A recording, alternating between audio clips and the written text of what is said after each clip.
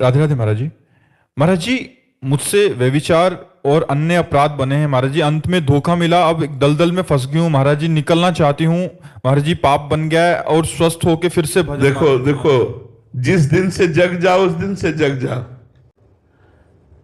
आप तो बहादुर हैं जो सभा में अपनी बात करें। आपने भगवान के चरणों का आश्रय नहीं लिया, इसलिए आपने मन की बात को क्रिया में उतार दिया। क्रिया से व्यभिचार में, अब व्यभिचार ये स्वाभाविक है, क्योंकि जब तक हम भगवान की शरण में होकर भजन नहीं करेंगे तब तक हमारी बुद्धि व्यभिचारिणी तो रहेगी, अब व्यभिचारिणी थोड़ी हो जाएगी। तो हमें क्या करना है? जिस दिन से जगे उस दिन से जगे। आपको आज ज्ञान हुआ कि आपसे गलती हो गई, तो अब लो नसानी अब नाम सुनो। आज तक की आप नहीं करूंगा।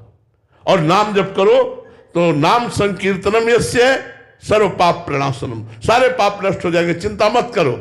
दौड़ने वाला ही गिरता है और गिरने वाला फिर चलने योग्य हो जाता है। तुम चिंता मत करो।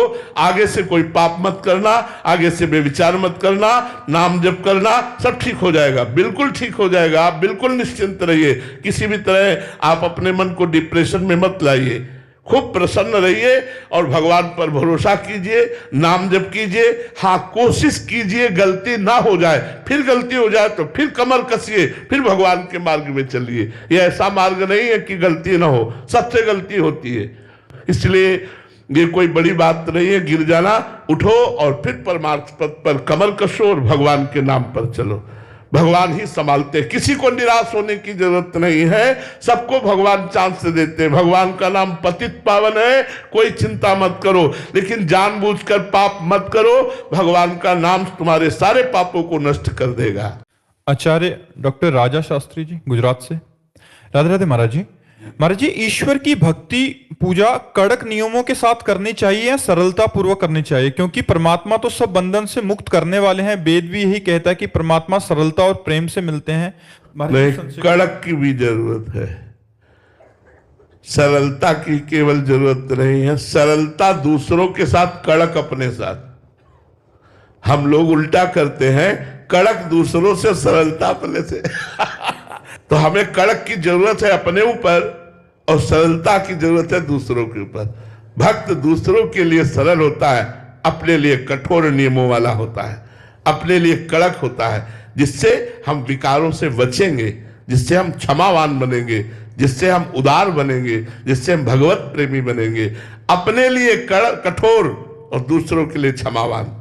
और यहां सब उल्टा चलता है, अपने लिए क्षमावान, दूसरों के लिए कठोर। दूसरों की छोटी गलती भी समाज में हम उसकी बेइज्जती कर देंगे। अपनी बहुत बड़ा अपराध, बहुत बड़ी गलती, उसे मानेंगे ही नहीं कि हमसे गलती हुई है। ऐसी सरलता नहीं अपनानी चाहिए। सरलता दूसरों के लिए और कठोरता अपने लिए। संत अपने लिए कठोर होता है, दूसरों के लिए सरल होता है। अपने नियमों के पालन करने में वो प्राणपण से सुदृढ़ होता है, लेकिन दूसरे से नियम त्रुटि हो जाए तो क्षमा करके भी उसे वही फल प्रदान करता है जो नियम का फल प्राप्त होता है। बड़ी से बड़ी गलती को क्षमा कर देते हैं। ये उनकी उदारता, सरलता दूसरों पर, लेकिन कठोरता अपने पर। जो नियम लिया उसे कठोरता पूर्वक निर्वाह करना, यह हमारा संयम होगा। लेकिन दूसरे के प्रति सरल और क्षमावान बनना, यह हमारा परम भक्ति का स्वरूप होगा। समझ पा रहे हैं आप? दोनों की जरूरत है।